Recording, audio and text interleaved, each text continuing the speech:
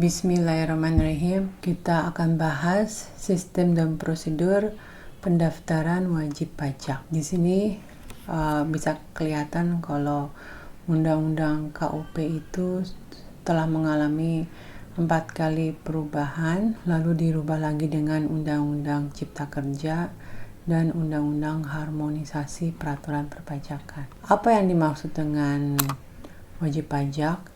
Menurut Undang-Undang KUP Pasal 1 Angka 2, wajib pajak adalah orang pribadi atau badan meliputi pembayar pajak, pemotong pajak, dan pemungut pajak yang mempunyai hak dan kewajiban perpajakan sesuai ketentuan peraturan perundang-undangan. Nah, istilah pemotong ini, jadi istilah pemotong pajak ini inherent dengan pihak yang membayarkan, artinya kewajiban memotong ada pada pihak yang membayarkan. Ini contohnya misalnya pajak penghasilan, yaitu istilahnya pemotong pajak. Sementara yang dimaksud dengan pemungut PPN, ya, di sini inherent pada pihak yang menerima pembayaran, artinya kewajiban memungut ada pada pihak yang menerima pembayaran. Kalau pemungut ini identik dengan PPN, pajak pertambahan nilai. Sementara pengertian wajib pajak menurut Undang-Undang PPH Pasal 2 Ayat 2, subjek pajak ini dibedakan menjadi subjek pajak dalam negeri dan subjek pajak luar negeri. Subjek pajak orang pribadi dalam negeri menjadi wajib pajak apabila telah menerima atau memperoleh penghasilan yang besarnya melebihi batas PTKP. Untuk subjek pajak badan dalam negeri menjadi wajib pajak sejak saat didirikan atau bertempat kedudukan di Indonesia. Terus subjek pajak luar negeri baik orang pribadi maupun badan sekaligus menjadi WP karena menerima memperoleh penghasilan yang bersumber dari Indonesia atau menjalankan usaha kegiatan melalui BUT Indonesia. Nah, ini adalah wajib pajak yang diwajibkan mempunyai NPWP menurut Undang-Undang KUP. Jadi ada di sini WP PPH badan itu meliputi badan, orang pribadi, warisan yang belum terbagi. Jadi yang bersangkutan meninggal dunia dan meninggalkan warisan selama warisan tersebut belum terbagi, ini merupakan wajib pajak PPH. Terus pemotong. Jadi kalau kita ngomongin pemotong itu identik dengan PPH ya. PPH pasal berapa? 21, 23, 26, pasal 4 ayat 2, 15. Sementara kalau kita ngomongin pemungut, ini identik dengan PPN, tapi juga ada PPH pasal 22. Nah, berkewajiban ber-NPWP berdasarkan sistem self-assessment, setiap WP wajib mendaftarkan diri ke KPP yang wilayah kerjanya meliputi tempat tinggal atau tempat kedudukan untuk diberikan NPWP. Berdasarkan pasal 2 ayat 1 Undang-Undang KUP, setiap WP yang telah memenuhi persyaratan, jadi di sini ada persyaratannya ya, subjektif dan objektif sesuai dengan ketentuan perundang-undangan perpajakan, wajib mendaftarkan diri untuk mendapatkan NPWP. Jadi kalau untuk NPWP harus memenuhi persyaratan subjektif dan objektif. Apa yang dimaksud dengan persyaratan subjektif? Adalah persyaratan yang sesuai dengan ketentuan subjek dalam Undang-Undang PPH. Ya. Sementara apa sih yang dimaksud dengan persyaratan objektif? Adalah persyaratan bagi subjek pajak yang menerima atau memperoleh penghasilan atau diwajibkan untuk melakukan pemotongan pemungutan pajak sesuai ketentuan Undang-Undang PPH. Jadi ini adalah definisi dari persyaratan subjektif dan objektif. Nah, berdasarkan pasal 4 ayat 2 ayat 1 Undang-Undang HPP ya yang baru, nomor pokok wajib pajak sebagaimana dimaksud pada ayat 1 bagi wajib pajak orang pribadi yang merupakan penduduk Indonesia menggunakan nomor induk kependudukan. Jadi di sini WP tuh, ini khususnya buat WP orang pribadi ya. Jadi di sini NPWP-nya adalah sama dengan NIK. Ini berdasarkan Undang-Undang HPP yang baru. Pengertian NPWP sendiri apa? Pasal 1 angka 6 Undang-Undang KUP. Yang dimaksud NPWP adalah nomor yang diberikan kepada WP sebagai sarana dalam administrasi perpajakan yang dipergunakan sebagai tanda pengenal diri atau identitas WP dalam melaksanakan hak dan kewajiban perpajakan. Ini definisinya. Ya, nah ini contohnya. Jadi NPWP itu terdiri dari 15 digit ya, dimana 2 digit pertama itu adalah jenis WP-nya. Jadi bisa orang pribadi atau badan. 6 digit berikutnya yaitu yang ini, itu adalah nomor wajib pajaknya. 1 digitnya adalah checking digit. 6 digit terakhirnya itu adalah status web. Nah, fungsinya apa? Jadi ini adalah sarana dalam administrasi perpajakan, tanda pengenal diri atau identitas WP, dan dicantumkan dalam setiap dokumen perpajakan, serta untuk menjaga ketertiban dalam pembayaran pajak. Di sini bisa kelihatan ya, agak buram ya, ini orang pribadi ya. Ini pemotong dan pemungut, dan ini badan ya. Kalau orang pribadi ini dia tempat pendaftarannya ada di rumah tinggal, sementara untuk pemungut dan pemotong dan badan itu tempat pendaftaran WP-nya adalah di tempat kedudukan atau kantor, bengkel, dan lain-lain. Caranya bagaimana? Cara daftar dan pemberian NPWP. Jadi ini bisa dilakukan dengan 2 cara. Pertama dengan cara manual. Di sini WP mengisi formulir pendaftaran dan menyampaikan secara langsung atau melalui pos ke KPP atau ke kantor penyuluhan dan pengamatan potensi perpajakan setempat dengan melampirkan persyaratan. Ini yang secara manual. Bisa juga secara online atau enggak e-registration. Ya, di sini adalah sistem pendaftaran WP secara online, sistem aplikasi bagian dari sistem informasi perpajakan di lingkungan Direktorat Jenderal Pajak. Jadi kita ke websitenya www.pajak.go.id, nanti kita klik e-registrationnya. Nah, tata cara wajib pajak pindah. Ya, ini yang maksud dengan pindah bagaimana? Jadi kayak di sini nih. Misalnya nih si bapak ini yang tadinya tinggal di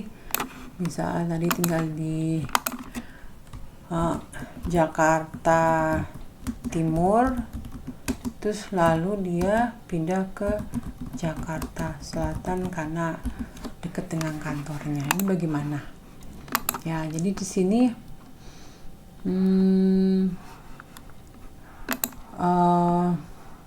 WP dalam hal pindah domisili atau pindah tempat kegiatan usaha ya. Jadi bisa nggak hanya rumah ya, tapi juga tempat kegiatan usaha, alias mungkin kantornya ya, bukan kantor ya, maksudnya bengkelnya.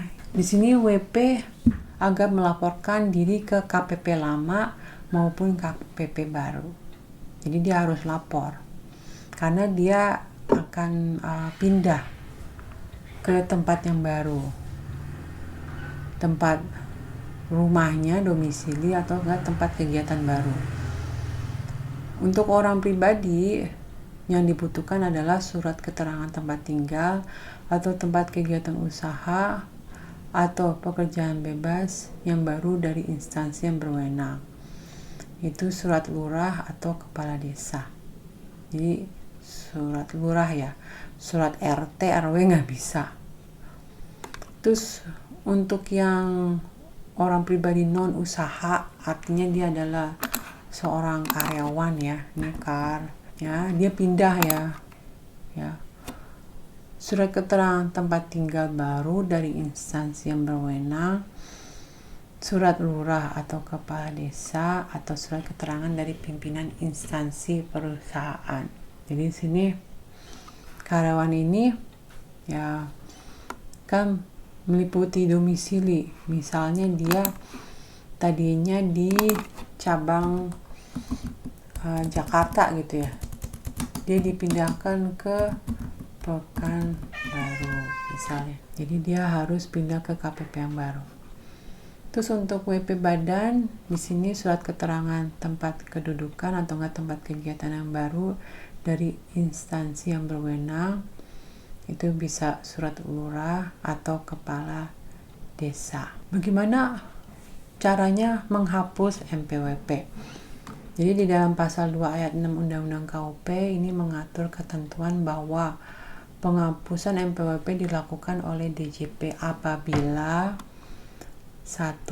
Diajukan permohonan penghapusan MPWP oleh WP dan atau ahli warisnya apabila WP sudah tidak memenuhi persyaratan subjektif dan atau objektif sesuai ketentuan peraturan perundang-undangan. Jadi di sini WP-nya yang mengajukan, ya.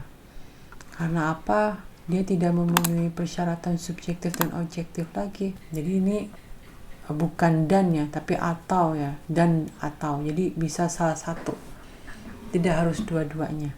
Ahli warisnya, ya. Jadi yang bersangkutan meninggal dunia, ya, meninggalkan warisan sudah dibagikan, maka oleh ahli warisnya MPWP-nya dihapus. Terus yang kedua, wajib pajak badan dilikuidasi karena penghentian atau enggak penggabungan usaha. Ya, jadi ini bisa karena penghentian, bangkrut, itu stop, atau enggak penggabungan usaha atau peleburan ya. Terus WP BUT menghentikan kegiatan usaha di Indonesia. Jadi BUT dia udah tidak lagi berkegiatan usaha di Indonesia. Dianggap perlu oleh DJP untuk menghapuskan MPWP dari WP yang sudah tidak dimenuhi persyaratan subjektif dan atau objektif sesuai dengan ketentuan perundang-undangan. Jadi ini terakhir, ini kalau menurut DJP ini udah perlu dihapus. Penghapusan MPWP ini dilakukan dalam hal WP orang pribadi meninggal dunia dan tidak meninggalkan warisan. Ya, jadi kalau dia masih ada warisan, itu MPWP-nya tidak bisa dihapus.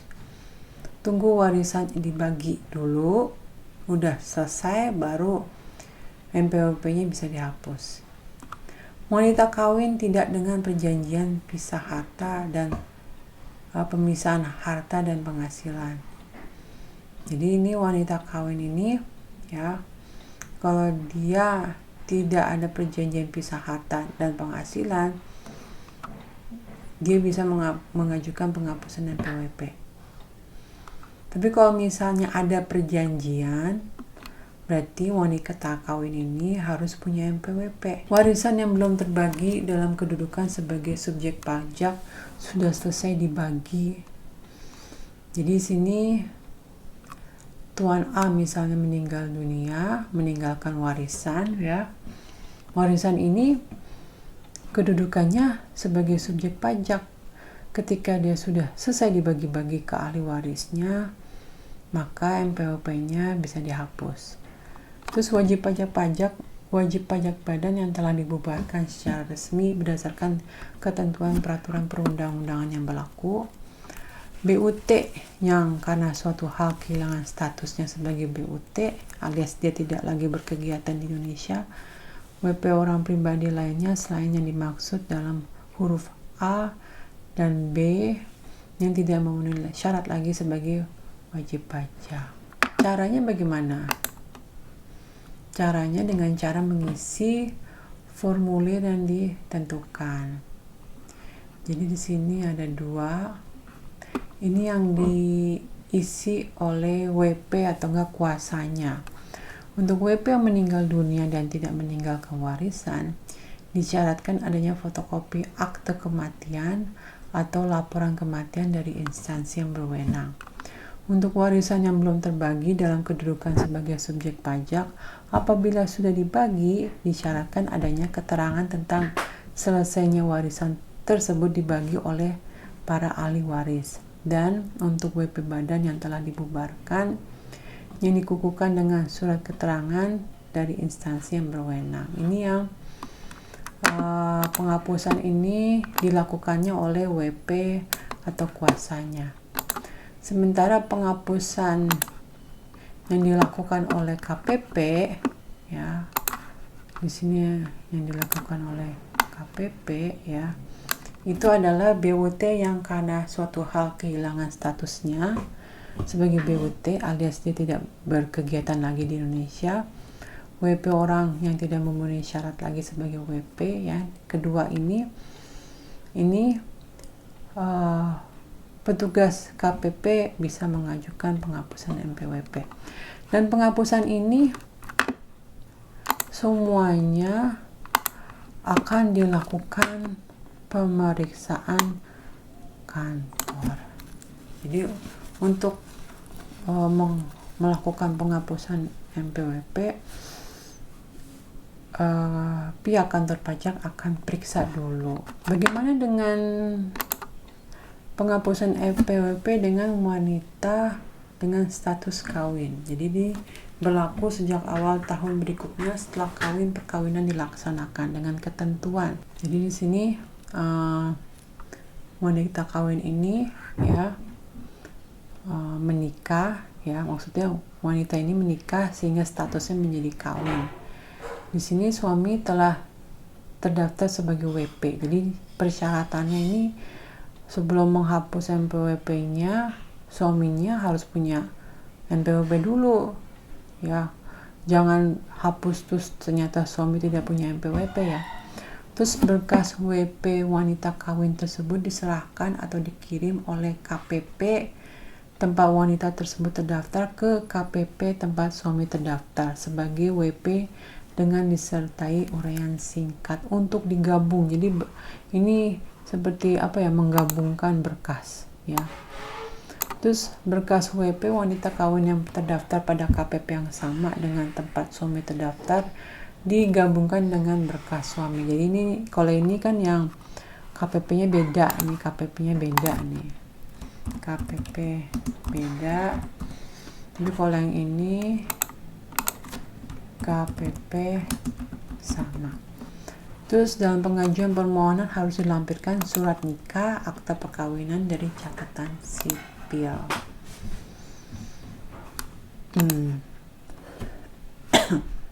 Terus penghapusan NPWP ini dapat dilakukan apabila, ya, utang pajak telah dilunasi, kecuali dari hasil pemeriksaan pajak diketahui bahwa utang pajak tersebut tidak dapat atau tidak mungkin ditagih.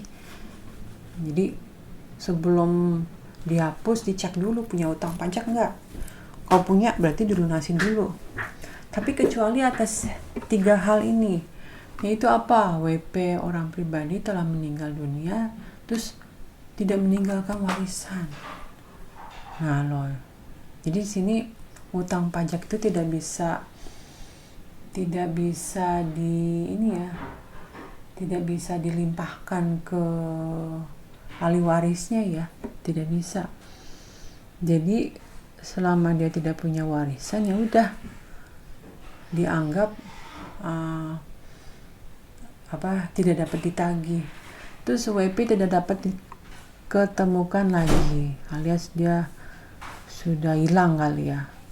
Dan WP yang tidak mempunyai kekayaan lagi.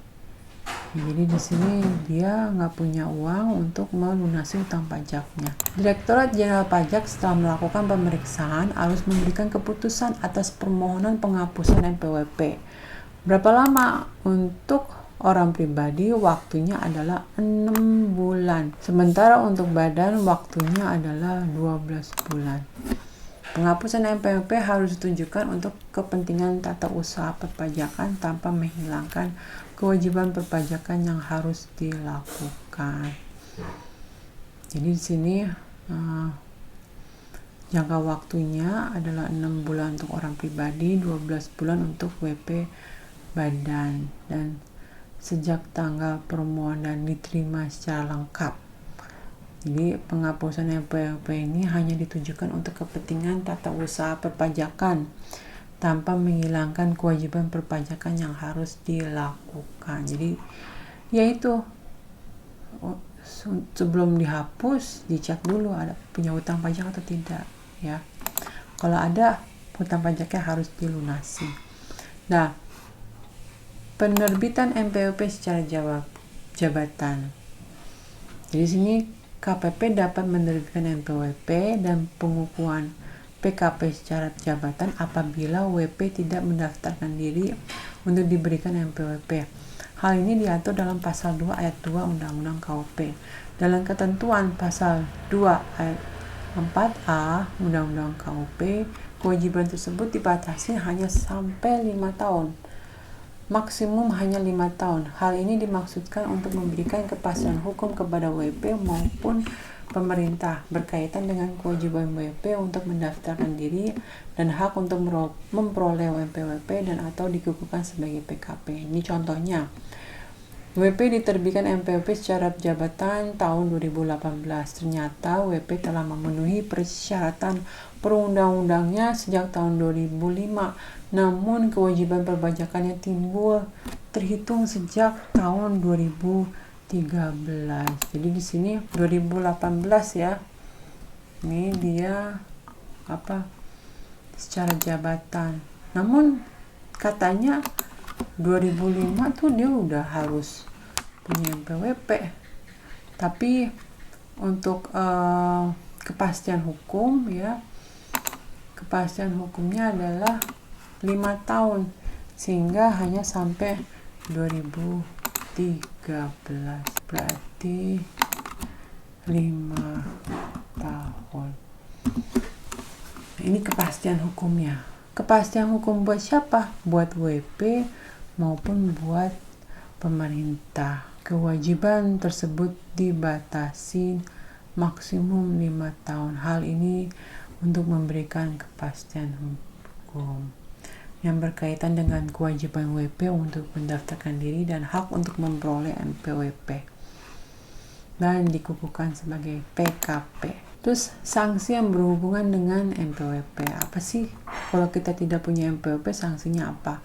Tidak mendaftarkan diri untuk diberikan NPWP atau tidak melaporkan usahanya untuk dikukuhkan sebagai PKP ya, yang dengan sengaja ya, menyalahgunakan atau menggunakan tanpa hak NPWP atau enggak pengukuhan PKP, tidak menyampaikan SPT, menyampaikan SPT dan atau keterangan yang isinya tidak benar, tidak lengkap, menolak untuk dilakukan pemeriksaan, memperlihat pembukuan pencatatan yang tidak menggambarkan sebenarnya, tidak menyelenggarakan pembukuan dan pencatatan, tidak menyimpan buku catatan, tidak menyetorkan pajak yang telah dipotong atau tidak dipungut ya, sehingga dapat menimbulkan kerugian pada pendapatan negara, dipidana dengan pidana penjara paling singkat 6 bulan dan yang paling lama 6 tahun dan denda paling sedikit 2 kali jumlah pajak terhutang yang tidak atau kurang dibayar, paling banyak 4 kali jumlah pajak terhutang yang tidak atau enggak kurang dibayar. Ini kalau diketahuinya dengan sengaja. Ini ada latihan soal pada awal tahun 2020. Tuan Budi mendirikan salon mobil. Apakah Budi wajib mendaftarkan diri untuk memperoleh NPWP? Apakah Budi wajib melaporkan usahanya untuk kukuhkan menjadi PKP? Jelaskan tata caranya. Ya, sementara yang nomor 2, Mr. Mark adalah konsultan manajemen yang merupakan warga negara USA. Pada awal tahun 2020, Mr. Mark datang dengan visa tinggal selama 2 tahun di Indonesia. Mr. Mark tinggal di Jakarta dan menyewa rumah kontrak selama 2 tahun. Pertanyaannya, apakah Mr. Mark wajib mendaftarkan diri untuk memperoleh NPWP? Jika iya, kemana dan bagaimana caranya? Jawabannya untuk yang nomor 1, Tuan Budi sebagai Subjek pajak dalam negeri, kewajiban pajak subjektifnya sudah ada sejak lahir. Kewajiban pajak objektifnya bila dia memperoleh penghasilan yang jumlahnya melebihi PTKP. Saat itu dia wajib ber-MPWP. Jadi harus memenuhi syarat subjektif dan objektif. Sementara untuk Mr. Mark sebagai subjek pajak luar negeri, kewajiban pajak subjektifnya sudah ada sejak datang dengan visa tinggal selama 2 tahun. Jadi dia di sini visanya itu 2 tahun, berarti dia udah niat untuk tinggal di Indonesia. Meskipun keberadaannya belum melebihi 183 hari, tapi dianggap dia sudah mempunyai niat. Kewajiban pajak objektif ya bila dia memperoleh penghasilan yang jumlahnya melebihi PTKP, saat itu dia wajib ber-MPWP. Ya, sekian dari saya. Terima kasih. Assalamualaikum warahmatullahi wabarakatuh.